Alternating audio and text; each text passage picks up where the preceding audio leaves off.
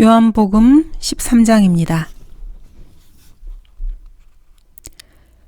제자들의 발을 씻겨주심으로써 겸손하심을 보여주는 그리스도의 모습을 보게 됩니다. 인용한 성경은 한글 킹 제임스 성경입니다. 요한복음 13장에서부터는 예수 그리스도께서 제자들과 함께 소위 말하는 최후의 만찬에서 있었던 일들이 쭉 기록됩니다. 주님께서 유월절 양을 어디서 드실 것인지 이에 대해 제자들이 여쭤보았습니다. 주님께서 지시하신 대로 베드로와 요한이 성읍으로 들어가 보았더니 물통을 지고 가는 사람을 만나게 됩니다. 그 사람의 집까지 따라 들어가서 집주인에게 부탁을 하였더니 아주 잘 갖추어진 큰 다락방을 보게 됩니다. 그리고 지금 그 다락방에서 요한복음 13장 여기에서 모임이 열리고 있습니다. 이 최후의 만찬은 마가복음과 누가복음에서도 잘 묘사되어 있습니다. 유월절을 준비하는 모습입니다. 마가복음 14장입니다. 무교절의 첫날, 즉 유월절 양을 잡는 날에 제자들이 주께 말씀드리기를 주께서 유월절 양을 잡수실 수 있도록 우리가 어디에 가서 준비하기를 원하시나이까 라고 하니 주께서 제자들 가운데 두 사람을 보내며 말씀하시기를 성읍으로 들어가라. 그러면 물통을 지고 가는 사람을 만나리니 그를 따라가라. 그리고 그가 들어가는 곳으로 가서 그 집주인에게 말하기를 선생님께서 말씀하시기를 내가 제자들과 함께 이번 유월절 양을 먹을 객실이 어디냐고 하시더이다 하라. 그러면 그가 잘 갖추어주고 준비된 큰 다락방을 보여주리니 거기서 우리를 위해 준비하라고 하시니라. 제자들이 떠나 성읍으로 들어가서 주께서 자기들에게 말씀하신 대로 만나 유월절을 준비하더라. 그리고 그 이후에 마지막 만찬이 이어집니다. 그래서 요한복음 13장 이후로 이 다락방에서 주님께서 제자들에게 하신 말씀들을 기록하고 있습니다. 사복음서 중에서 이 내용을 요한복음에서 가장 상세하게 다루고 있습니다. 성경에 기록된 말씀 중에서 이 부분은 사실 아주 복되고 귀한 말씀들입니다. 요한복음 13장 1절부터 보도록 하겠습니다. 유월절 전에 예수께서 이 세상에서 떠나 아버지께로 가야 할 자기 때가 된 것을 아시고 세상에 있는 자기 사람들을 사랑하시되 그들을 끝까지 사랑하시니라. 저녁 식사가 끝나자 마귀가 이미 시몬의 아들 유다 이스카리옷의 마음속에 주를 배반할 생각을 넣은지라. 이 부분은 마태복음 26장 15절에도 기록되어 있습니다. 그때 12 가운데 하나인 유다 이스카리옷이라 하는 자가 선임 제사장들에게 가서 말하기를 내가 그를 당신들에게 넘겨주리니 나에게 무엇을 주겠나이까? 라고 하니 그들이 은 30개로 그와 약정하더라. 그때부터 그가 주를 넘겨줄 기회를 엿보더라. 나에게 무엇을 주겠나이까? 라고 유다 이스카리옷은 물었습니다. 자기에게 돌아올 것이 무엇인지에 관심을 표명한 것입니다. 주 예수 그리스도께서 이 세상을 떠나 아버지께서 계신 곳으로 가게 될 때까지는 이제 하루 정도의 시간이 남았습니다. 이 세상은 어떤 세상입니까? 세상은 예수 그리스도에 의해서 지은 바 되었습니다. 그가 세상에 계셨고 세상이 그에 의하여 지은 바 되었으나 세상은 그를 알지 못하더라. 세상에 죄가 들어옴으로 인해서 현재 우리가 보고 있는 것 같이 세상은 아주 캄캄한 세상이 되어버렸습니다. 이 어두운 세상이 이 세상입니다. 주님께서는 바로 이러한 이 세상에 빛을 비추기 위해 오셨습니다. 요한복음 12장 46절에서는 나는 빛으로 세상에 왔나니 누구든지 나를 믿는 사람은 어두움에 거하지 않게 하려 함이라 라고 말씀하고 계십니다. 주님께서는 이 어두운 세상에 빛을 비추기 위해 오셨습니다. 그리고 이제 아버지 하나님께로 돌아가실 때가 된 것입니다. 주님께서는 자기 사람들을 사랑하시되 그들을 끝까지 사랑하셨습니다. 자기 사람들, 영어로는 his own, 이것은 주님께서 소유하신 사람들이라는 말입니다. 여러분이 하나님의 자녀가 되어서 이 자기 사람들 안에 포함되면은 여러분은 그 순간에 여러분 개인의 것이 아니라 주님의 소유가 됩니다. 바울은 고린도전서에서 너희는 너희 자신의 것이 아니라고 말하고 있습니다. 예수님을 믿고 예수님을 구주로 영접해서 구원받은 그리스도인들은 모두가 주님의 소유가 된 사람들입니다. 신약적 의미에서 그리스도인이라는 것은 값을 주고 산 노예를 말합니다. 여러분이 그리스도인이라면은 여러분은 예수 그리스도께서 값을 치르고 여러분 개인을 사셨기 때문에 이제 더 이상 다른 사람의 노예가 아니고 주님의 노예가 된 것입니다. 이것은 마치 여러분 개인 한 사람을 두고 주님과 마귀가 경매에서 값을 부르면서 여러분의 혼을 차지하려고 서로 경쟁하면서 값을 올려나가는 것과 비슷합니다. 그리고 마침내 예수 그리스도께서 최종적으로 자신의 목숨값으로 여러분을 사신 것입니다. 이 엄청난 값에 마귀는 도저히 당해낼 수가 없게 된 것입니다. 그래서 두 손 두 발 다 들고 결국에 주님께서 여러분을 낙찰받으신 것과 같습니다. 나는 선한 목자라. 선한 목자는 양들을 위하여 자기 생명을 내어놓으나. 선한 목자는 양들을 위해서 자신의 생명을 내어놓으십니다. 그러나 마귀는 양을 위해서 목숨을 내어놓을 만큼 그렇게 선한 목자가 결코 아닙니다. 우상 목자요, 악한 목자입니다. 그렇게 해서 이제 그리스도인인 여러분은 주 예수 그리스도를 주인으로 섬기게 되었습니다. 이런 그리스도인들에게 주님께서는 사랑하시되 끝까지 사랑하신다고 성경은 말씀하고 계십니다. 주 예수 그리스도께서 사랑하시는 그리스도인들은 과거의 자기 자신이 아닙니다. 성령으로 새롭게 거듭난 새로운 사람들입니다. 그러므로 누구든지 그리스도 안에 있으면 새로운 피조물이라. 옛것들은 지나갔으니 보라, 모든 것이 새롭게 되었도다. 이 말씀에서 보는 바와 같이 예수 그리스도께서 사랑하시는 자기 사람들, 즉 그리스도인들은 그 안에 새로운 피조물을 가지고 있는 자들입니다. 그리스도인들은 더 이상 이 세상에 속한 사람들이 아닙니다. 왜냐하면 주님께서 이 세상에 속한 분이 아니시기 때문입니다. 자, 그런데 이 세상에 속하지 않은 예수님께서 이제 얼마 안 있으면은 이 세상을 떠나가신다고 합니다. 역시 이 세상에 속하지 않은 그리스도인들 모두 이 세상에서 잠시 동안만 있습니다. 주님께서는 이들을 사랑하시되 끝까지 사랑하신다고 이 구절은 말씀하십니다. 죄로 물든 이 세상의 죽음에서 벗어나 영원한 생명으로 들어갈 때까지 예수님의 풍성한 사랑이 다하기까지 그렇게 끝까지 사랑하신다고 기록되어 있습니다. 실제 주님께서는 이 제자들을 위해서 이렇게 기도하십니다. 이제 나는 더 이상 세상에 있지 아니하나 이들은 세상에 있나이다. 그리고 나는 아버지께로 가나이다. 거룩하신 아버지시여, 아버지께서 내게 주신 그들을 아버지의 이름으로 지켜주셔서 그들도 우리처럼 하나가 되게 하옵소서. 예수님께서 제자들을 위해서 하신 기도입니다. 저녁 식사가 끝나자 마귀가 이미 시몬의 아들 유다 이스카리옷의 마음속에 주를 배반할 생각을 넣은지라. 1절에서 2절로 넘어가면서 분위기가 완전히 바뀝니다. 마귀가 어떤 한 사람의 마음속에 주를 배반할 생각을 넣었다고 기록하고 있습니다. 1절에서 등장하는 예수님과 대응해서 2절에서 마귀가 등장합니다.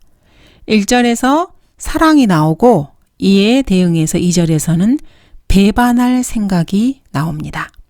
1절에서 자기 사람들이라는 표현이 나오는데 2절에서는 배반자 유다 이스카리옷이 등장합니다. 이렇게 1절과 2절은 서로 대응을 이루고 있습니다. 그리고 분위기가 완전히 돌변합니다. 3, 4절 예수께서는 아버지께서 모든 것들을 자기 손안에 주신 것과 자기가 하나님께로부터 왔다가 하나님께로 가는 것을 아시고 저녁 식탁에서 일어나시어 옷을 벗어 한쪽에 놓고 수건을 가지고 허리에 두르시더라. 예수 그리스도께서는 하나님이셨지만 하나님으로서의 존귀하신 신분은 벗어서 한쪽에 놓고 마치 한 집의 노예처럼 종의 신분으로 허리에 두르십니다.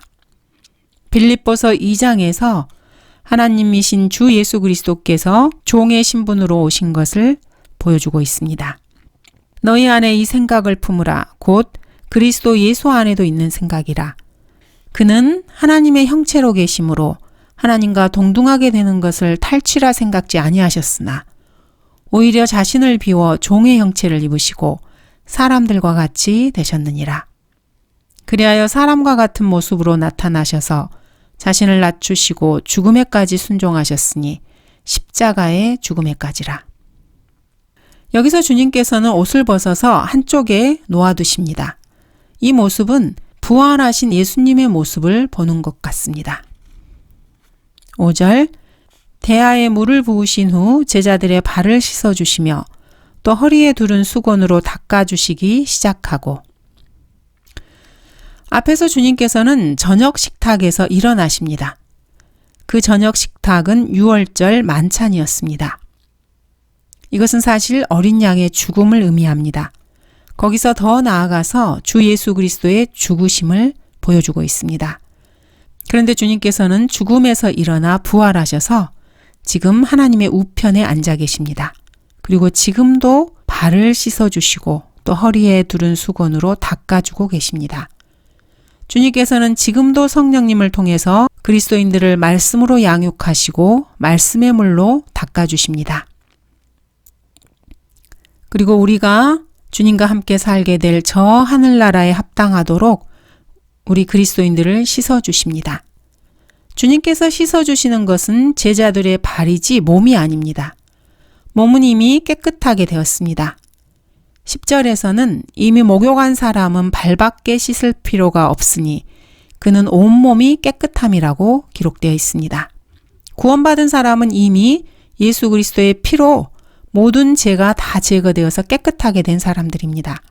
그렇지만 구원받은 후에 그리스도인들은 매일매일 자신의 죄들을 하나님의 말씀의 물로 씻어야 합니다. 더러워진 발을 말씀의 물로 씻어야 합니다.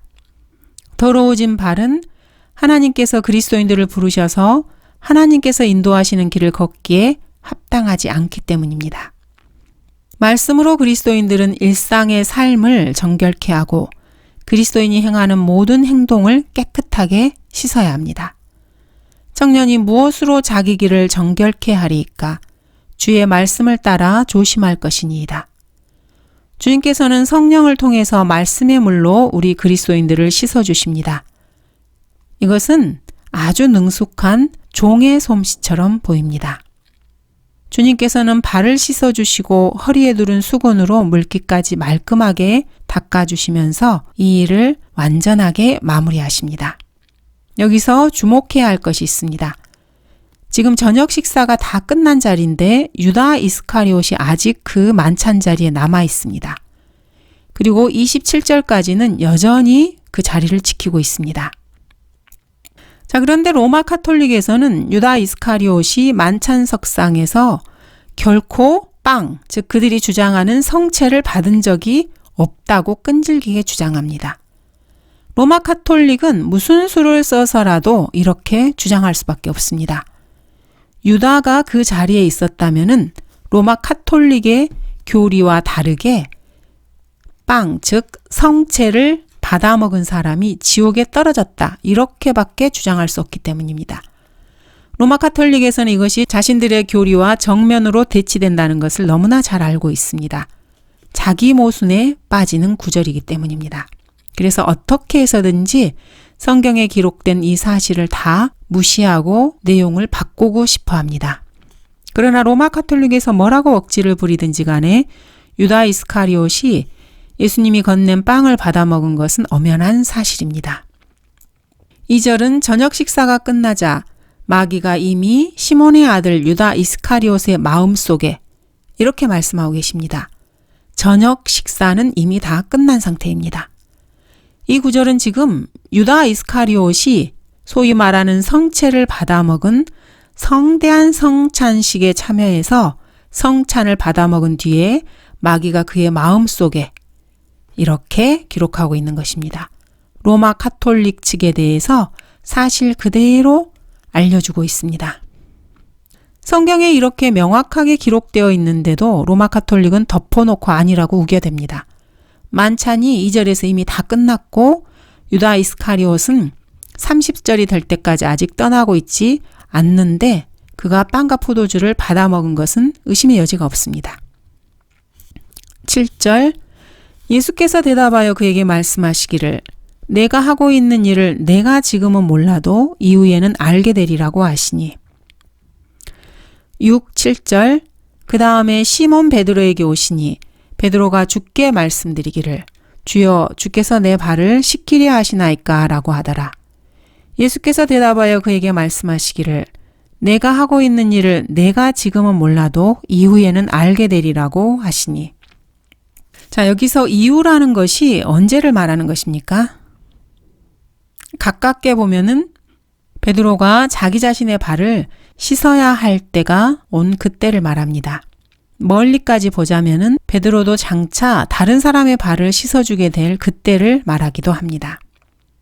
베드로는 현재 이 상황을 잘 이해하지 못하고 있습니다. 그러나 주 예수 그리스도께서 갈보리 십자가에 달려 죽으셨다가 다시 부활하신 이후에는 자신이 무엇을 해야 되는지 깨닫게 됩니다. 14절에서 주님께서는 내가 너희 주와 선생으로 너희 발을 씻겼으니 너희도 서로의 발을 씻겨주는 것이 마땅하다고 말씀하십니다. 8절 베드로가 주께 말씀드리기를 주께서 내 발은 절대로 씻기시지 못할 것이니다 라고 하니 예수께서 그에게 대답하시기를 만일 내가 너를 씻기지 아니하면 너는 나와 상관이 없느니라고 하시더라. 예수님께서는 아주 단호하게 말씀하십니다. 나와 상관이 없느니라. 이 말씀은 참으로 청천벽력과 같은 말씀입니다. 우리 인간은 자기 자신을 스스로 씻을 수는 없습니다. 주 예수 그리스도의 피로 씻지 않으면 구원받을 수 없습니다. 구원받은 사람이라 해도 자신의 발을 스스로 씻을 수 없습니다. 여러분은 주 예수 그리스도의 피에 의지해서 죄를 자백하고 말씀으로 자신의 발을 씻어야 합니다. 그렇게 해야 깨끗하게 됩니다. 어떤 사람이라도 주 예수 그리스도의 피와 상관없이 자기 스스로 씻으려 하면은 그 사람은 결코 죄가 제거되지 않고 구원받지 못합니다. 여러분이 말씀으로 발을 씻지 않으면은 다른 그 무엇으로 여러분의 죄를 씻을 수 없습니다. 주 예수 그리스도 그분과 아무런 상관도 없는 사람이 됩니다. 여러분이 그리스도인으로서 주님과 상관이 있는 사람이라는 것은 주님께서 여러분을 씻어주신 사람이라는 말입니다. 주님께서 여러분을 씻어주었기 때문에 깨끗하게 된 자신을 주님 앞에 깨끗한 상태로 유지하도록 노력하는 사람이 되어야 합니다. 다윗은 시편 139편에서 이렇게 간구를 드립니다. 오 하나님이여 나를 살피사 내 마음을 아시며 나를 시험하사 내 생각들을 아소서. 내게 무슨 악한 길이 있나 보시고 나를 영원한 길로 인도하소서. 지금 이 현 세상은 죄로 가득한 세상입니다. 우리 그리스도인들은 죄로 가득 찬 세상에서 살아가고 있습니다. 우리 그리스도인들은 사방에서 죄에 노출되어 있습니다. 그러므로 다윗이 간구한 이 간구는 이 세상을 살아가는 그리스도인의 간구가 되어야 합니다. 나를 살피사 내 마음을 아시며 나를 시험하사 내 생각들을 아소서. 내게 무슨 악한 길이 있나 보시고 나를 영원한 길로 인도하소서. 바로 그리스도인들의 간구가 되어야 합니다. 베드로가 주님의 이러한 말씀을 정확하게 이해했는지는 알 수 없습니다. 그렇지만 만일 내가 너를 씻기지 아니하면 너는 나와 상관이 없느니라. 이 단호한 주님의 말씀에 아마 깜짝 놀랐을 것입니다. 9절 시몬 베드로가 주께 말씀드리기를 주여 내 발뿐만 아니라 손과 머리도 씻어주소서라고 하니 베드로는 늘 이런 식입니다. 늘 충동적으로 움직이는 사람은 늘 반대되는 양극단을 왔다 갔다 합니다. 머리가 비어있고 가슴만 뜨겁게 되면은 이렇게 되기가 아주 쉽습니다. 주님께 씻김을 받지 않으면 주님과 아무 상관도 없는 사람이라는 이 말씀에 베드로는 발뿐만 아니라 손과 머리까지 다 씻어달라고 주님께 말씀을 드립니다. 그런데 주님께서는 발의 한정에서 말씀하십니다. 주님께서는 발에 못이 박히셨습니다. 손에도 못이 박히셨습니다. 주님께서는 머리에 가시면류관을 쓰셨습니다. 베드로가 내 발뿐만 아니라 손과 머리도 씻어주소서라고 한 말은 이런 점에서 고난받으시고 십자가에 달리신 주님과 어떤 연관이 있습니다. 베드로가 말한 이러한 고백은 단번에 받는 구원에 대해서 베드로가 자기 자신도 모르게 순간적으로 부인하고 있는 그러한 예표를 보여주고 있습니다. 구원이 조금씩 점진적으로 이루어지고 조금씩 발전해서 이루어진다고 생각하는 사람들은 이런 실수를 범하기 쉽습니다. 맨 처음에는 발만 씻고 그 다음에 구원의 30% 정도를 달성했다고 생각합니다. 그 다음에 손을 또 씻고 한 30%쯤 구원이 더 이루어졌다고 생각합니다. 그리고 머리까지 씻은 다음에 구원을 100% 달성한다. 이런 식으로 생각을 합니다. 주 예수 그리스도께서는 여러분의 죄를 위해서 십자가에 달려 피 흘려 죽으셨고 장사 지내셨다가 사흘 만에 부활하셨습니다. 사흘 낮과 사흘 밤이 지난 뒤에 죽은 자들로부터 다시 살아나셨습니다. 지금은 하늘에 오르셔서 하나님의 우편에 앉아 계십니다. 여러분들이 이 사실을 믿고 예수님을 여러분의 개인의 구주로 마음에 믿고 영접하면은 그 순간에 단번에 구원이 이루어집니다. 그 즉시 구원을 받습니다. 이렇게 받은 구원은 영생으로 이어져서 영원히 보장이 됩니다. 히브리서 10장에서는 이렇게 기록하고 있습니다. 이분은 한 번의 속죄제를 영원히 드린 후 하나님의 오른편에 앉으셔서 이는 그가 한 번의 제사로서 거룩하게 된 자들을 영원히 온전케 하셨기 때문이라. 이렇게 명확하게 성경에 기록되어 있는데도 구원이 조금씩 점진적으로 이루어진다고 생각하고 스스로 믿고 그렇게 가르치는 사람들은 두말할 것도 없이 행위구원을 가르치는 엉터리 가짜 교사들입니다. 그리고 이들은 한 번 받은 구원을 잃어버릴 수도 있다고 거짓말을 하는 자들입니다. 10절 예수께서 그에게 말씀하시기를 이미 목욕한 사람은 발밖에 씻을 필요가 없으니 그는 온몸이 깨끗함이라 너희는 깨끗하나 다 그런 것은 아니니라고 하시더라. 예수님께서 하신 이 말씀은 구약의 제사장직에서 볼 수 있는 모습입니다.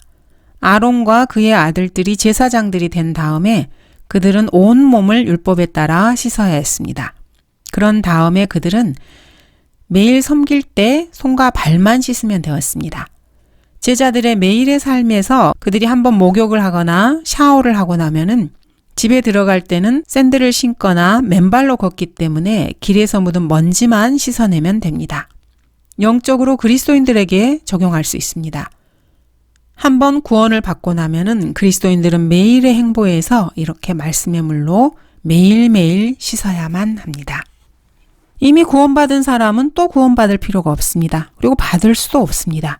구원은 단번에 한 번 이루어집니다. 그리고 영원히 이어집니다. 자, 그러나 구원을 받은 사람이라 할지라도 얼마든지 죄를 지을 수 있습니다. 구원을 받은 사람이 얼마든지 죄를 지어도 된다. 이런 말이 절대로 아닙니다. 그리스도인들도 죄를 짓는다는 말입니다. 그러므로 그리스도인이 발이 더러워질 때는 그 발을 또 씻어야 합니다. 여러분은 계속해서 주님께 죄를 자백하고 예수 그리스도께서 흘리신 피로 정결케 되고 말씀의 물로 씻어서 주님 앞에서 죄를 깨끗하게 해야 합니다. 너희는 깨끗하나. 여러분들은 주 예수 그리스도를 믿고 예수님을 자기 자신의 개인의 구주로 영접하셨습니까? 그렇다면 여러분은 깨끗한 사람들입니다. 이미 목욕한 사람입니다. 이렇게 이미 목욕한 사람에 대해서 바울은 고린도전서 6장에서 이렇게 기록하고 있습니다. 주 예수의 이름과 우리 하나님의 영으로 씻음을 받았고 거룩하게 되었으며 의롭게 되었느니라. 자, 그런데도 다시 죄를 지을 수 있습니다. 이럴 때는 발을 씻어야 합니다. 다 그런 것은 아니니라. 예수 그리스도의 제자들 중에서는 아직 목욕도 하지 않은 더러운 자가 있었습니다. 그는 바로 유다 이스카리옷이었습니다. 유다 이스카리옷은 아직 목욕도 하지 않았습니다. 그리고 앞으로도 목욕할 사람이 아니었습니다. 왜냐하면 그는 마귀였기 때문입니다. 마귀는 세상 사람들이 예수님의 피로 목욕하는 것을 방해합니다. 마귀는 사람들이 더러움 가운데 그대로 있기를 바랍니다. 구원받은 그리스도인들 역시 마찬가지입니다. 그래서 그리스도인이라 해도 마귀를 뿌리치지 않으면은 그 사람은 목욕탕에 들어갈 수가 없습니다. 그 사람은 발을 씻을 수가 없습니다. 구원받지 않은 사람들은 이러한 마귀의 방해로 인해서 예수님의 피의 목욕탕으로 들어갈 수가 없습니다. 그리고 그 사람의 몸에서는 썩은 냄새가 풍깁니다. 감사합니다.